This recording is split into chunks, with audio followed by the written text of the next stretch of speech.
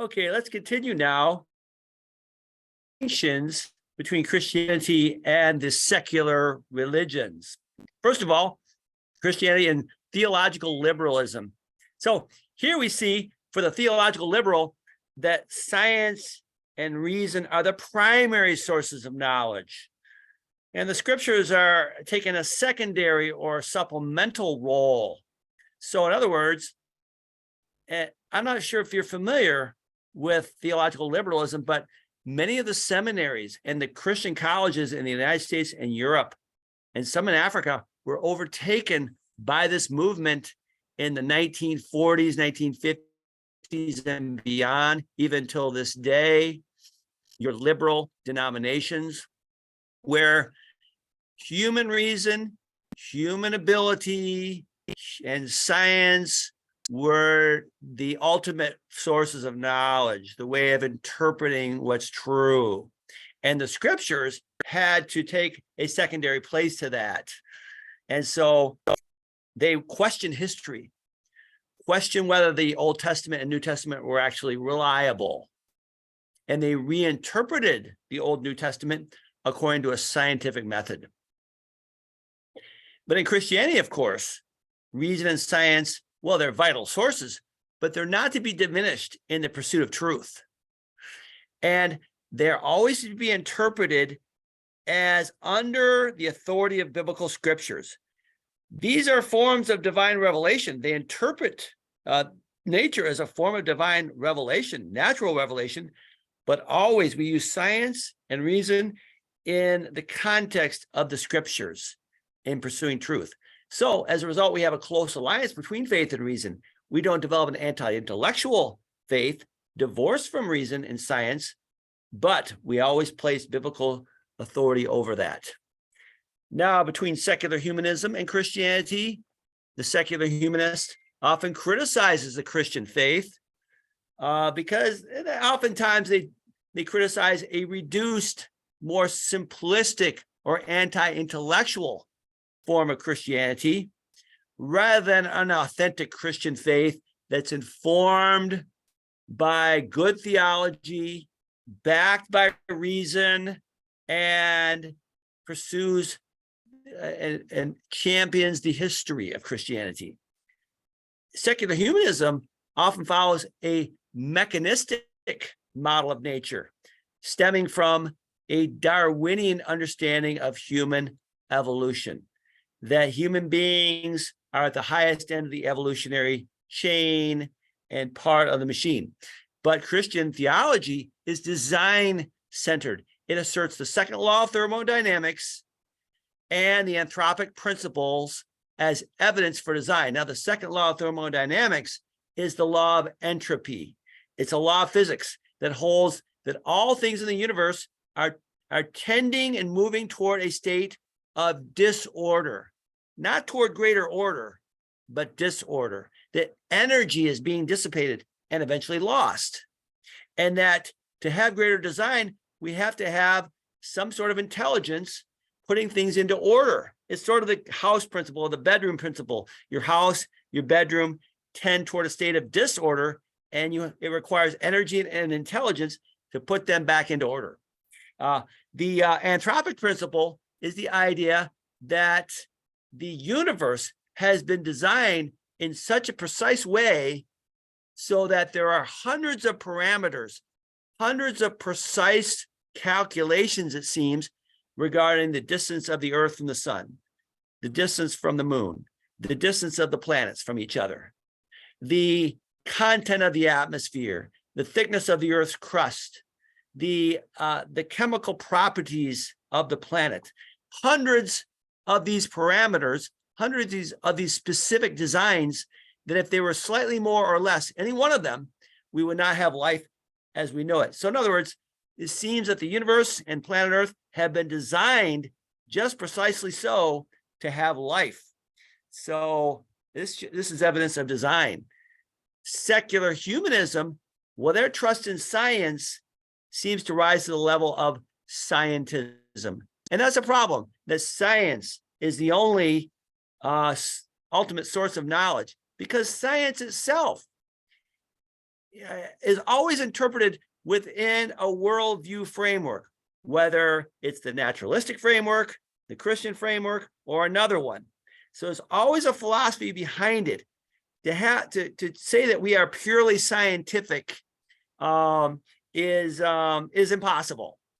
So scientism is trust, placing faith in science, and so therefore it's a new form of religion. Well, what about the distinctions between Christianity and Marxism? Well, Marx, as we said, borrowed from Hegel. Hegel viewed truths as theses that evolve and change as truth and the universe is evolving. But in Christianity, certain truths are never changing. They're objective because they're independent of opinion. They're absolute. They're at the highest place, able to judge other claims, and they are unchanging. Also, Marxism seems to be self-refuting because, in other words, it argues against itself. It holds that all theories are evolving. And so if that's the case, isn't Marxism, which is a theory, isn't it evolving? Isn't it changing? And if it's changing, why should we trust Marxism? Why should its view of humanity be trusted as true? So, and then Marx, I don't think he went deep enough. He views the human problem in terms of greed and greed one toward another and social division and poverty. But Christianity goes deeper. He said they hold that our tendency toward greed and selfishness, they stem from something deeper, our innate heart tendency toward discord and evil, which is ultimately due to our estrangement from God. It's evil in the heart, not just a societal problem. What about the distinctions between Christianity and postmodernism? Well, for the postmodern, truth is not derived from a grand story like Christianity, but from the small stories, from the stories of each contemporary community, which has their own truth. Excuse me. But Christianity believes, excuse me, Christians hold to absolute truth, that there is indeed a grand story of the world, the story of Christ who has come into the world to redeem it, and then the same Christ who will come back in the future to make all things new and to bring forth his kingdom.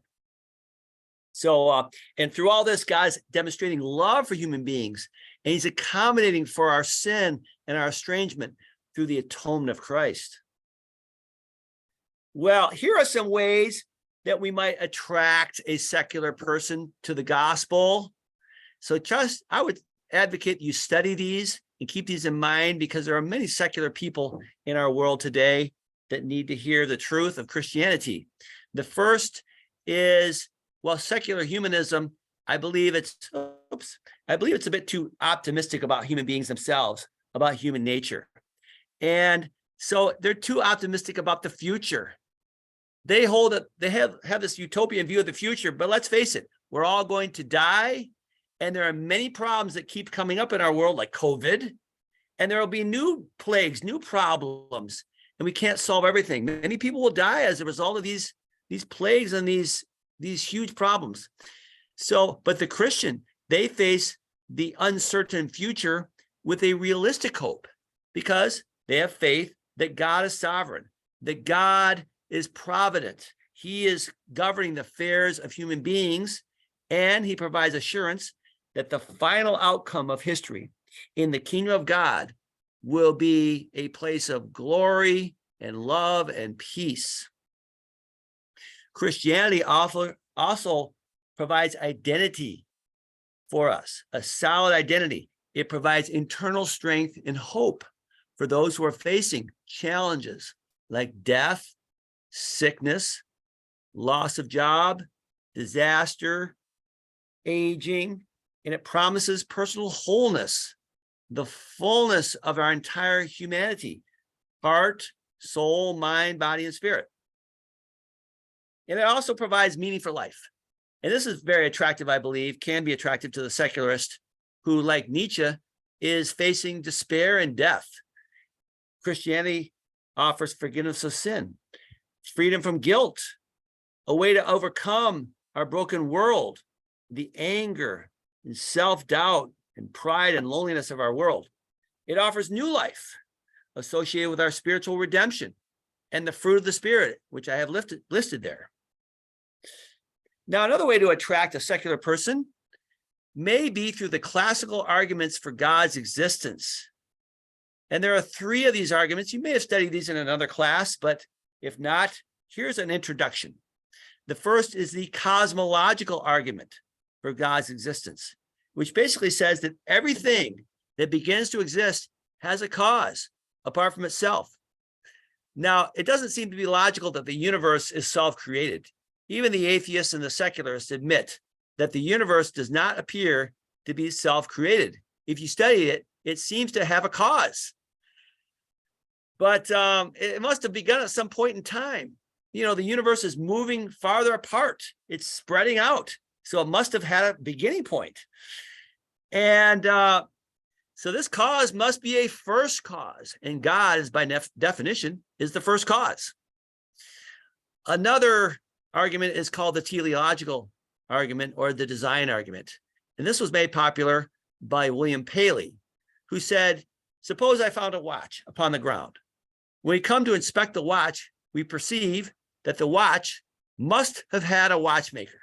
So, you know, if you're walking along and you see a watch on the ground, you wouldn't think that, you know, the natural processes of the wind and the rain and the soil and all the things in nature would have just caused a watch to come to exist on its own.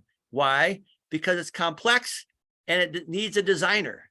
So the complex design or function of the universe points to a grand designer. Then we have the moral argument, which was made popular by C.S. Lewis.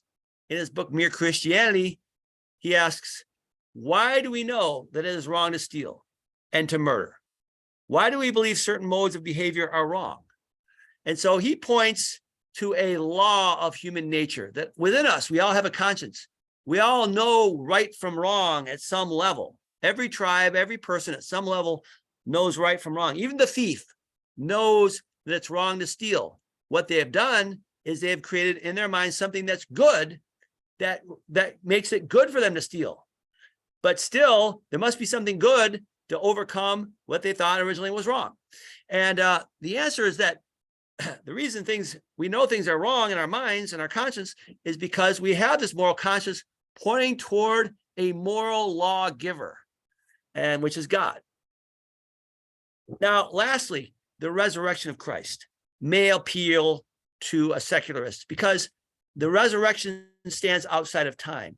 The secular person is locked in time, in the present moment. But the Christian religion stands or falls based upon the history, the historical event of Christ's resurrection. The New Testament claims this is the first fruit in 1 Corinthians 15. The first Christ's resurrection is the first resurrection of all other believers who have died or will die. So it's outside of time. His resurrection at one point of time brings resurrection for all of the believers in all time, and thus provides a way of escape from the trappings and the limitations of this temporal secular world. The first century historian, the famous historian Josephus, who lived around the time of Christ, affirmed the life and crucifixion and the historical resurrection of Christ in his Testimonium Flavium, his famous book. Thousands of philosophers and many former skeptics claim that Christ's resurrection is one of the most documented events in history and one of the most life-changing events. And also, the initial eyewitnesses to the resurrection of Christ were made by 11 of his disciples. Each of them willingly died a martyr's death, each of them convinced by the post-resurrection encounters they had with Christ that he was resurrected, that he was their Savior and Lord. You know, they wouldn't have died for a lie, because if it was a lie, they would have known it. There was the tomb, and they claimed that the tomb was empty. But if it wasn't, they wouldn't have given their life for no one ever dies for a lie, knowing that it's a lie, but their belief was confirmed by at least 500 other eyewitnesses of the resurrected Christ, according to Paul in 1 Corinthians chapter 15. Well, so thank you so much. And I've enjoyed sharing this. Please study these claims and be ready to share your faith with a secularist. God bless you.